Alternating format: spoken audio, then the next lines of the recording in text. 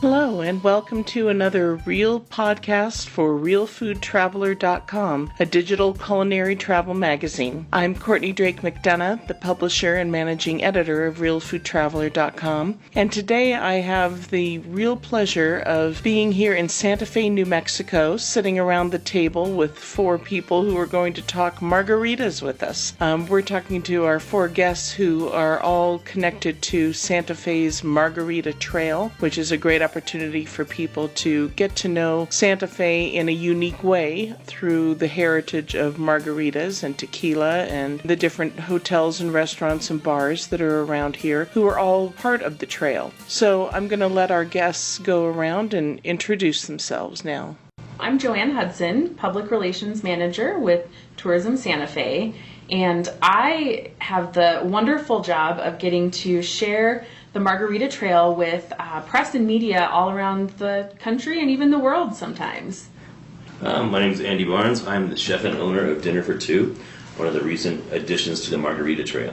My name is Ryan Dodge. I am the Program and Events Manager here at Tourism Santa Fe, and I've got the lucky job of overseeing and running the Margarita Trail for our wonderful city of Santa Fe, and get to work with over 45 wonderful restaurants and partners on the trail. So lucky to be here. Thanks for having us.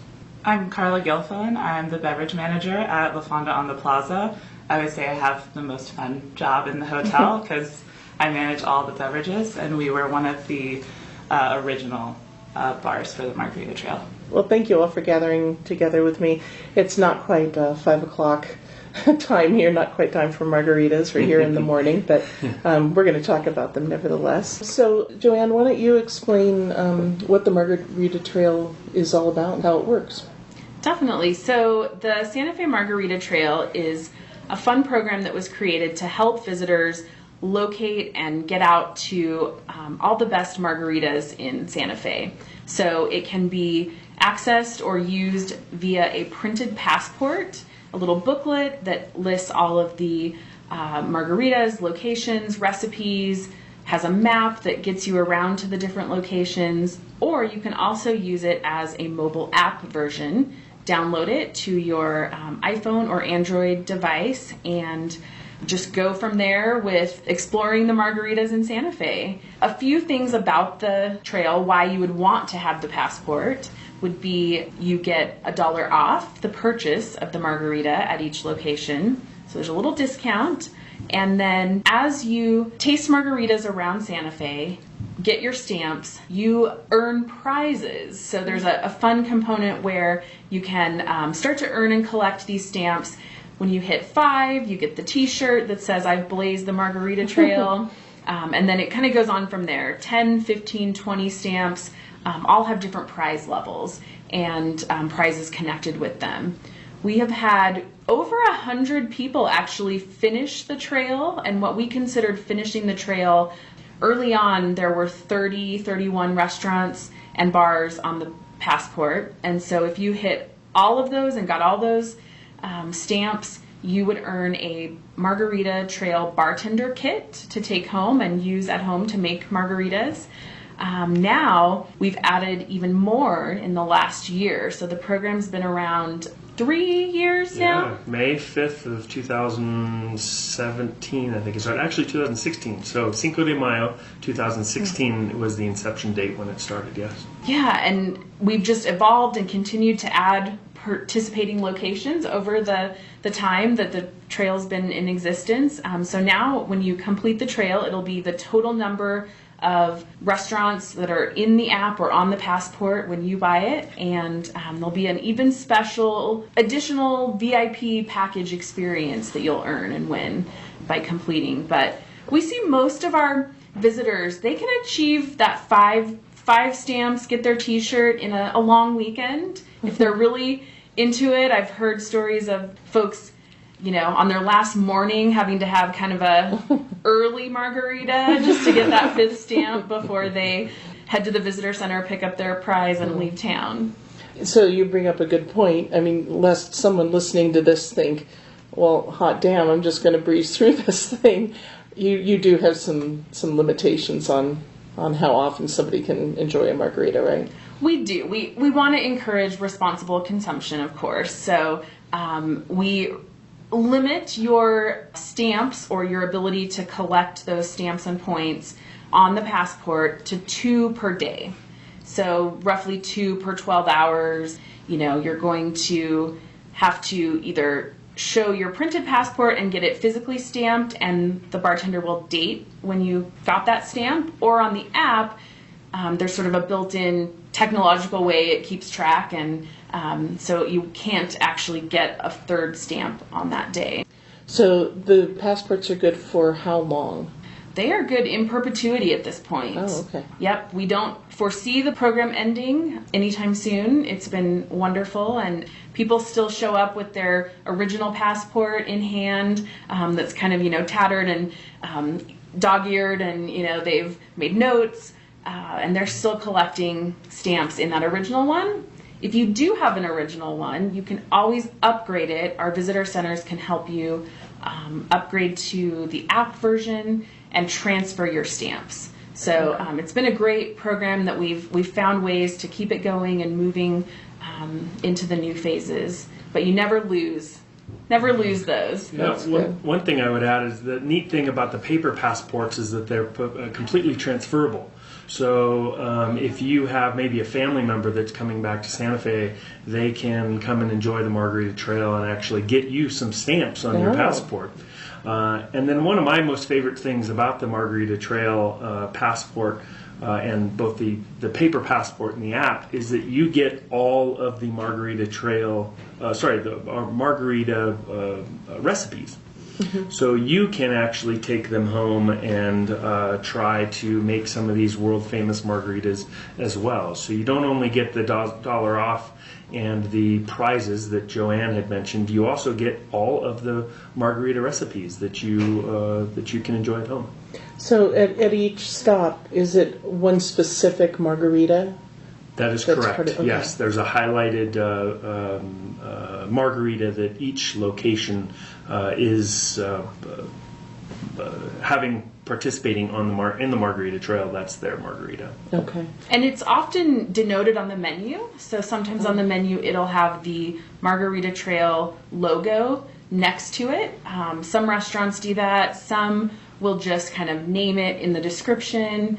And then, of course, once you're there, you can kind of match, if you have your passport in hand, you can match it to the menu and say, oh, this is the one that they're listing here in the passport. I'm going to try this one on their menu because that's their special Margarita Trail cocktail. So if, say you were at a restaurant and you didn't know about the Margarita Trail yet, you had not listened to this podcast yet, or visited the Visit Santa Fe website, and you saw that, you could just go, you could download the app right there and kind of start the process there, right? Or would you have to come to the visitor center? Nope, you could download the app from anywhere. You can even download it at home and get started looking at recipes. It is a app that you purchase. It's currently $2.99, and you could do it from home and kind of start plotting your route and how you're going to visit and try the margaritas, and as you're visiting Santa Fe, and plot those out how you're going to experience them. And I would say we probably have people that have downloaded it that haven't even made it to Santa Fe yet. Mm-hmm. The beauty of that technology, you can do it from anywhere. If you are here in town and you want to purchase the paper version, the easiest way would be to go to one of our Santa Fe visitor centers. The restaurants do sometimes have a supply and they can sell you one right there, but you're guaranteed, easy way to do it is visit a visitor center. Okay. And purchase that. Okay. So I'll turn this over to Carla and Andy then. What would you say is unique about and I'm doing air quotes, you can't see this podcast, I'm doing air quotes. What is unique about the Santa Fe Margarita? So I think in a town that is really known for margaritas, we can't get away with a bad one. The expectation is a lot higher, so I think what makes the Santa Fe Margarita really special is that kind of attention to detail where you can't get away with using sour mix or something. It has to be, freshly squeezed lime juice. And Okay. How about you, Andy? What's your take? I think Santa Fe is the margarita mecca, and I think we sell more tequila than anywhere else. We get different tequilas that they do anywhere else, and so we get access to more interesting different ingredients that other places wouldn't. You know, like we get some interesting high-end tequilas that we don't see other places, and so. And also there's more people wanting margaritas and ordering margaritas. So we get a little bit more ability to try different things and put new margaritas on our menus, and people are a little bit more interested in saying, I haven't had something like this before, I'm going to give it a try. Mm-hmm. And so I think that's what's cool about Santa Fe is that, you know, we don't sell as much vodka or gin, we sell a whole lot of tequila. and people are more interested in trying something new and different. Mm-hmm. Okay, all right. Would you say there's such a thing as a quintessential Santa Fe margarita? Like, you know, certain ingredients or certain method? Probably a green chili margarita. If you've never had a margarita with green chili in it, they're actually really amazing. And just how spicy are they? Well, it's New Mexican chili, so I think it's not so much a spicy chili. It's more just really flavorful. So especially when you put it in a margarita, it's a little bit spicy, but it won't hurt you. Mm-hmm. And is it frozen or on the rocks? And I would say on the rocks, but we do have a lot of people requesting frozen margaritas. Okay. For sure, especially on a hot day. Yeah. All right. Andy, what would you say about trends in margaritas? Have you noticed any happening? Yes, I have. I've been really. That's been my focus lately. Is doing new and interesting things. I find them to be seasonal, very seasonal. Like in the wintertime, I was doing a smoked pineapple margarita that was really selling very, very well.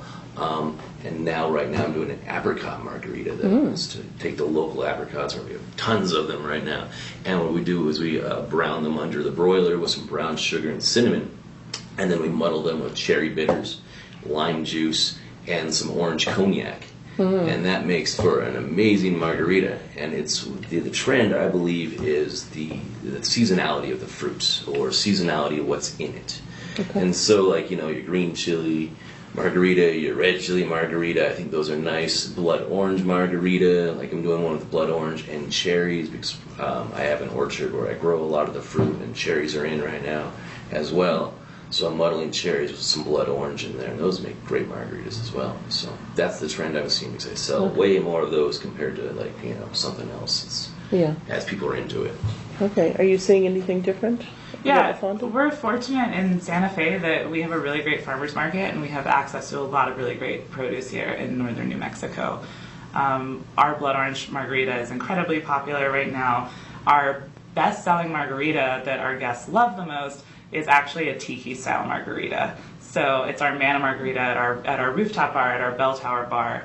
And so it's kind of a seasonal thing, because I always think tiki, I think like warm climates. So it's a fun summer drink, and yeah, it's been wildly popular. What's tiki about it? So we use tiki bitters in it, but also we use a liqueur called Velvet Falernum, which is from Barbados, which is kind of a traditional liqueur that you see in Caribbean drinks. Mango liqueur.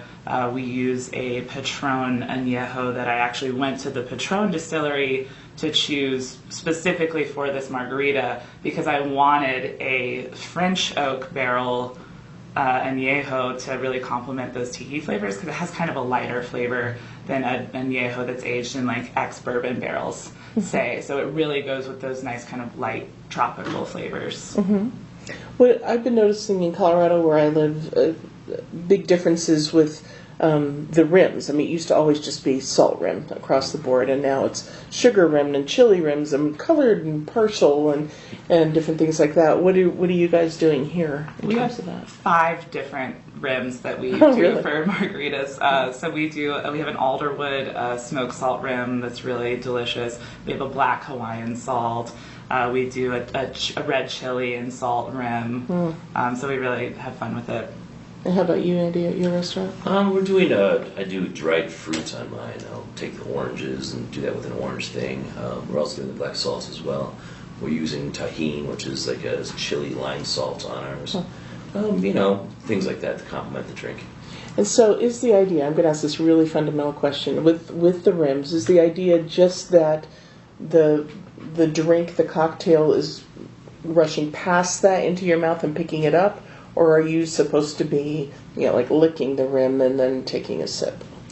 I think it's to complement the drink. I don't think, I think one thing that's very important with drinks that are overlooked is that they're balanced. And I don't think you should put too much salt or too little salt on there. I think that is the job of the bartender to know, okay, this is the right amount. And I don't think you're licking it. I think you should drink it. Okay. I think it's important that it's a whole balanced kind of symphony of your cocktail. Okay. I wanted to make sure we're drinking them properly, getting the right way, especially since you're going to so much trouble and creativity. I'm really impressed that you guys do put that much thought into the what goes around the rim. Mm-hmm. Yeah, it's really interesting. What about glassware? It's not just the typical margarita glass anymore, is it? Mm-hmm. Yeah, it's definitely not. What are some of the unique ways you're presenting them? I have 3 different glasses I use for my margaritas. I use a coupe glass for kind of, honestly, in my mind, a sexier drink.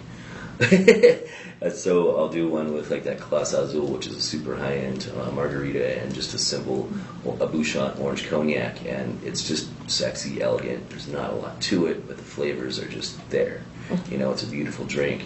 I do a dried orange on the side with a little bit of cinnamon on it. And it's just a sexy drink in my mind.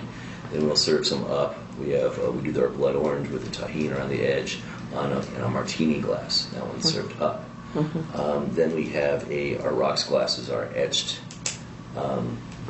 The rocks glasses are etched on the outside to kind of give it a nice style to it. It's something I have found in Europe where they use etched glasses. I brought that here, and I think a good margarita, just like the house margarita, just simple, inexpensive margarita, and put that in a nice rocks glass that's been etched. I think it's really good looking. Our standard margarita glass is kind of a goblet, so it almost, to me, feels a little bit more Spanish style. But for the Mana Margarita I was telling you about, our Margarita Trail margarita for our rooftop bar, we actually serve it in a ceramic tiki mug. Of course, because it's a tiki drink, gotta put it in a tiki mug. And our tiki mugs are actually, they're shaped, they look like agave piñas. So seemed appropriate for the margarita. Definitely. Ryan, I want to ask you at this point, here we're hearing about these 2 different restaurants and bars, and how creative they were. What was the process for you in determining which restaurants and bars would participate, and how much leeway do you give them in what the signature drink is going to be in the book? It's a great question. Our biggest stipulation, or what we wanted to make sure that each Margarita Trail location has, was the ability to serve 100% agave tequila, and good, strong tequila that is made in Mexico. And I would say that 98% of the margaritas on the Margarita Trail are all made with 100% agave tequila, and that was very important for us. Other than that, I feel like empowering the restaurants to make what is best for them and their customers, if it be a seasonal margarita. Some restaurants on the Margarita Trail just have their original margarita with fresh lime juice and a good tequila, and it's a pretty simple margarita, but they've perfected it in their opinion, and they still have customers that come back, both visitors and locals. So we really empower the participants and the members of the Margarita Trail who are on the trail to really build their own margarita to what they feel is going to best be comparison with or go with some of their food and what their visitors like, what their customers like. And then do you guys, you restaurants, do you compare notes about who's offering what? I always look through and see what other people are doing because I want to be different. So do you know ahead of time what the others are going to offer? Or do you see it when the rest of us see it? So I see it when the rest of you see it, but Santa Fe, we all know each other, so I'll go to the bar and scope it out. Yeah. Try it out. So is it a pretty friendly competition? Oh, absolutely. One of the things I love the most about Santa Fe, especially the bar and restaurant community, is that we are such a great community. I think it's definitely a friendly competition. Everyone is extremely supportive of each other. If you come to my bar, I'm going to tell you at least 5 other bars that you have to go to. That's nice. That's very nice. So when people, when you find out that people have used the typical margarita mix, where it tastes the same and has that kind of odd color, does it make you both crazy? I physically cringe. Just squeeze the lime into the drink. So I'm going to ask you a few questions about making margaritas at home, but before we leave that, I want to give you two a little more chance, Andy and Carla, to talk a little bit more about your restaurant so that people can come to you. So Andy, Dinner for Two, I've not been there yet. I was not aware of it. Tell me about it. Dinner for Two, it's been there for about 18 years. And I am the owner of it. I owned it with my family for 17 years, and now I was fortunate enough to get to buy it off of them. So now it's my restaurant, which is really awesome. I added a liquor license a year ago, and so that's what enabled me to join the Margarita Trail. And what kind of food do you serve? We do steaks and seafood. Oh, okay. We specialize in tableside presentations. We do bananas foster, chateaubriand, Caesar salads. We also do prime cuts of beef like filet mignon, New York strip, and ribeye. Wow. And so we do it's a little more old school. It's a little more. It's not what I would call formal, but it's a nice setting where it's a dining experience. You spend an hour or two dining, and we roll out the red carpet for you, make sure your experience is really nice. And can you come there with more than 2 people? You sure can. Okay. 1, 90, 52. Sure can. Just want to make sure. And where are you located? We're at the corner of West San Francisco and Guadalupe. We're right behind the Hilton and the El Dorado Hotel. Oh, okay. All right. And Carla, La Fonda, it's a classic. Yes, La Fonda on the Plaza is the only hotel on the Santa Fe Plaza. It was built in 1922, so there's a lot of history. I think we're known also for our art collection, but we're a Harvey House. We used to be a Fred J. Harvey hotel back in the day. We have our restaurant La Plazuela, which was actually the original courtyard of the hotel, which we enclosed in the 70s. Our margarita there, we actually split the tequila with mezcal, so we do like a smoky margarita. We have our La Fiesta Lounge, which is our lobby bar, where we do a tamarindo margarita. In my travels to Mexico, I always think of, I drank a lot of tamarind cocktails, so I always think of a tamarindo margarita as just being like really traditional Mexican, so that's what we went with for our lobby bar. And then of course we have the rooftop bar, which I mentioned, our bell tower bar, which is outdoors. We have an amazing view of the city. We're known especially for our sunset views, and that's open May through October. And so do you have just one cocktail in the margarita? Oh, we have 3. Oh, you do? Okay, So we have the smoky, the tamarindo, and the manna, our tiki margarita. Nice. Yeah, for all 3 of our bars. Yeah. Okay. So maximize, that's the place to maximize your stamp acquiring. Yeah, for sure. It's your one-stop shop because you can hit the lobby bar and the rooftop bar. You can do the restaurant and La Fiesta. That's awesome. All under one roof. Yeah, That's great. All right, let's talk about home. Maybe we want people to do the Margarita Trail, but there are these recipes. You've provided these wonderful recipes in there. So, what mistakes do you think people typically make when they're making margaritas at home? I was talking to a friend this morning. He was talking about how he made himself a margarita last night and he couldn't drink it. It was so bad. Yeah. So, and I think in his case, what he did was he added a lot of tequila and a lime, and that's it. It makes me think of this time when my wife told me that her mom called the ambulance one night because she was out having tequila and lime juice all night, and she thought she was having a heart attack, but it was just your stomach getting Heartburn. Heartburn, yes. And so that is actually one of the stories in my mind that makes me think, okay, cocktails need to be balanced. Because, when you have a drink, margaritas in particular, they're acidic, and the tequilas, especially low-end tequila, can get rough on you. That's where you need a good balance. I think people at home, we do something called a simple syrup. Some people use agave. I like simple.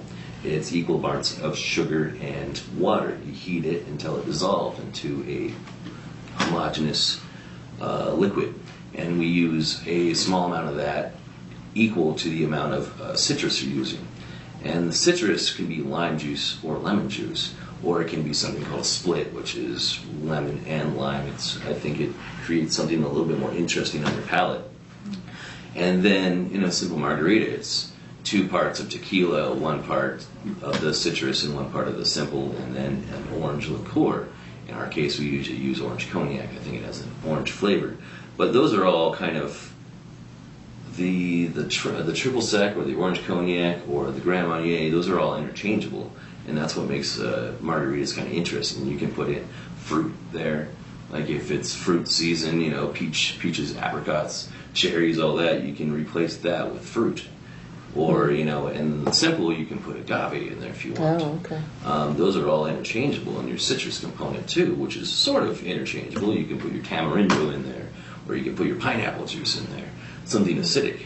And so those are all interesting as well. So, like the ratio stays the same.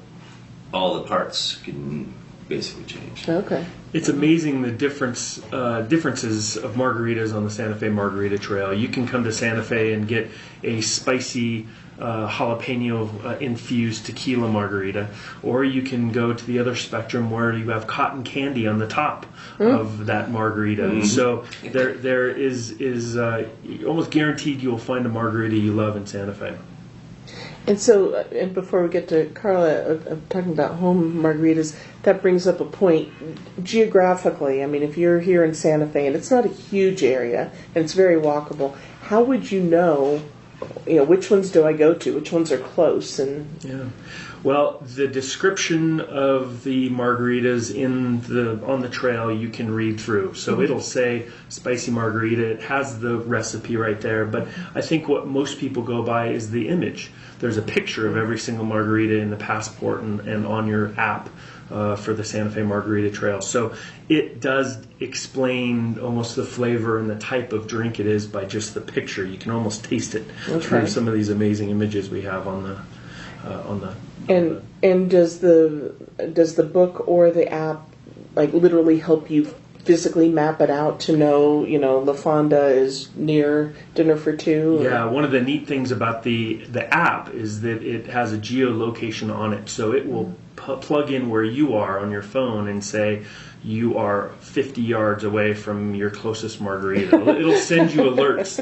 If you have your app open and walking around downtown, it will send you a little ping that say, hey, you just passed the La Fonda on the plaza and come enjoy a margarita, or you just passed Dinner for Two, and so it will tell you where the closest one is and help guide you to your next margarita experience. That's brilliant. That's a good kind of map. It's a good kind of map. So, Carla, what about you with people making margaritas at home? What's the biggest pitfall?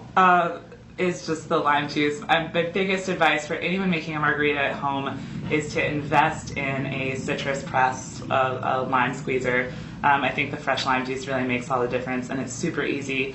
My other bit of advice is to remember that even though it's fun to be creative, a great cocktail doesn't have to be complicated. So my go-to margarita recipe that I make at home is sometimes referred to as a skinny margarita, but it's just tequila, orange liqueur, and freshly squeezed lime juice. I also call it the 3-2-1 because it's 3 parts tequila, 2 parts orange liqueur, and 1 part freshly squeezed lime juice. So you could do 3 ounces of tequila, 2 ounces of orange liqueur, an ounce of fresh lime juice, and you have Mark II margaritas if you're sharing with a friend. Yeah. So what would you say is, if somebody wants to have their kind of home bar margarita kit, the right things in stock, what should they have? I'll let either one of you answer that. You have to have tequila. Some people would argue that you don't even need the orange liqueur. You just need some kind of sweetener, whether that's, sugar or agave nectar. But definitely fresh limes are key.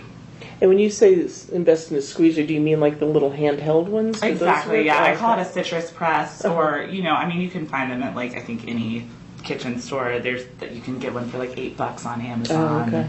Yeah. Okay, cool. It's just easier than squeezing with your hands. Yeah, for sure. Especially when you have a cut. I've made that mistake. That hurts. It hurts. So when you're at home, and I assume you make margaritas. What kind do you make? One of the benefits of owning a bar is that you get to try tequilas like you've never had before, or orange liqueurs like you've never had before. That's where I got turned on to the orange cognac. Is that they'll just be like, here, try this, here, try this, here, try this, here, try this. And so you end up getting a whole big bar at your house or at my house. And so recently I got to try El Terroso. It's a new tequila. El Tesoro. El Tesoro. It's not a new tequila, it's a new bottle. But so it's interesting that you get to try that one with the Clase Azul, and you get to try all those different ones like that. And the nuances of the Reposado, where it ages the harvest, their agave later, 7 years, right? And then they crush it with a volcanic wheel in it. And, I don't know how much that changes the flavor, but the tequila itself I thought was pretty darn tasty.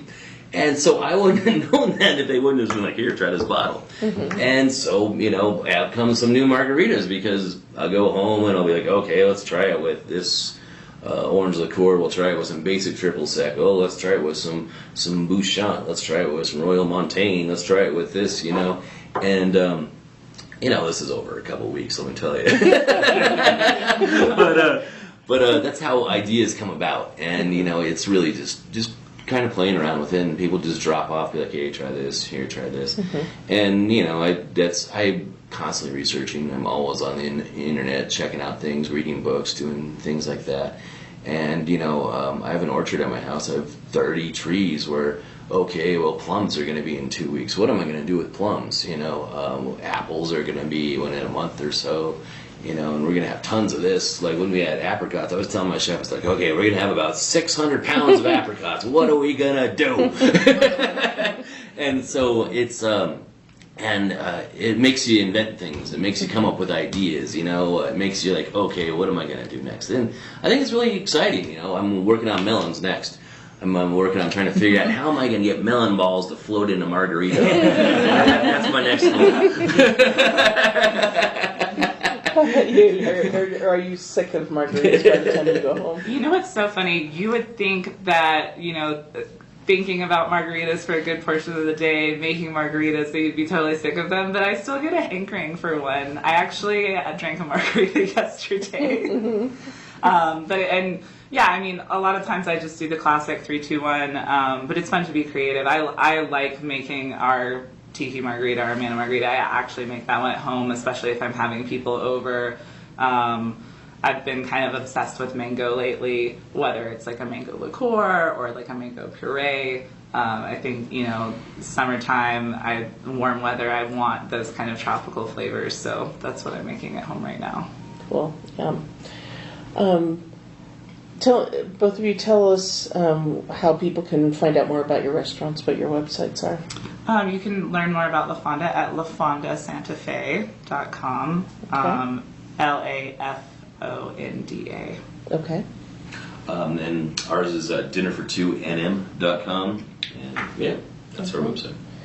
And Ryan, how can people find out about the Margarita Trail? Very easy at SantaFeMargaritaTrail.com. We've got lots of information on that, and you can download the app to your smartphone from SantaFeMargaritaTrail.com, and you can also find out all the wonderful locations that are on the Santa Fe Margarita Trail on that website as well. Okay. Yeah, there's a great interactive map on the website, so if you're curious, want to start learning about it, but you're not ready to commit to buying, you can jump on the website and navigate around the map and learn a little about where they are and the restaurants that participate. And again, the Margarita Trail, the Santa Fe Margarita Trail is $3. It's $2.99, but you get $1 off over 45 margaritas, so that's a $45 value.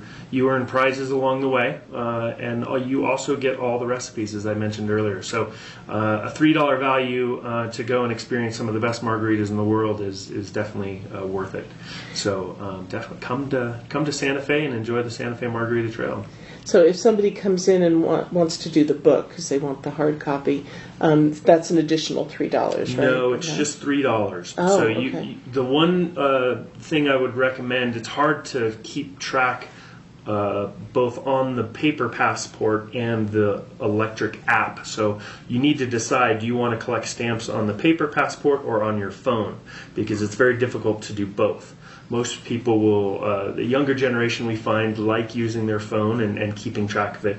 And most of the older generation like the souvenir. They're used to a paper passport. They like to carry that around. So you can pick one or the other to collect your stamps and earn your prizes. Okay. And while the Margarita Trail should be reason enough to come to Santa Fe, there is so much more. So, Joanne, we'll end with you telling everybody why they need to come to Santa Fe. Santa Fe is a place with such a depth of history, culture, art, cuisine. You really can find something for any member of the family or anyone in your traveling group. You're going to find just something to dig in and enjoy and learn about in Santa Fe. We often say anyone who's culturally curious should come to Santa Fe because you will just find from museum exhibits to outdoor activities, visiting Native American cliff-dwelling ruins, or skiing, something like that, outdoors. All of these options, and then eating and drinking in Santa Fe is just kind of the icing on the cake, I guess you could say. Well, and the thing that got me, and here I'm a neighboring state, the first time I came here some 30 years ago, was how completely different it is. I mean, the land is different, the architecture is completely different. The majority of buildings are adobe, so these beautiful earth tones. There aren't big high rises around, not in Santa Fe anyway. It just really is a completely different world, which is one of the reasons why so many artists came here long ago, like Georgia O'Keeffe, and why so many artists are still here. And the gallery scene is amazing because of that, right? Oh yeah, definitely. So, Santa Fe was founded over 400 years ago, and it was one of the oldest cities in the country, and you can really see the influence of the three cultures that came together. Historically, we had Native American, Spanish, and then a little later the Anglo, Eastern U.S. Population as they started to expand to the west, and the pioneer frontier era, all melding together historically. And today, we really see almost, these cultures of artists and outdoor enthusiasts, and then culinary, farm, agriculture cultures come together with all the things you can do and experience in the city. I like to say that Santa Fe is a quick getaway for most of the U.S. You feel like you've traveled internationally, but you didn't have to mess with customs or your passport, but you feel like you've been transported to a very different culture and place that is similar to other parts of the world. It really is magical, and not everybody has great websites. Not everyone has great tourism websites, but you do. Yours is so helpful.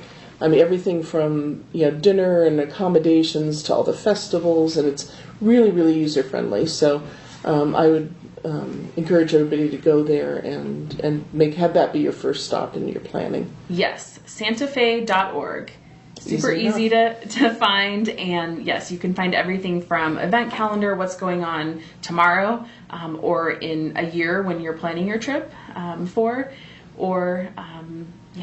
just learn and read about the history and culture, and start planning and preparing for a future trip. Got to really come, because it is just like nothing else you've been to. Well, thank you, all four of you, for meeting with me today and for being part of this podcast and giving everybody a great education of margaritas. And hopefully everybody listening to this will definitely hop on that website, download that app, and get over here to Santa Fe and start sampling responsibly, of course. So thank you all. You're welcome. Thank you for having us.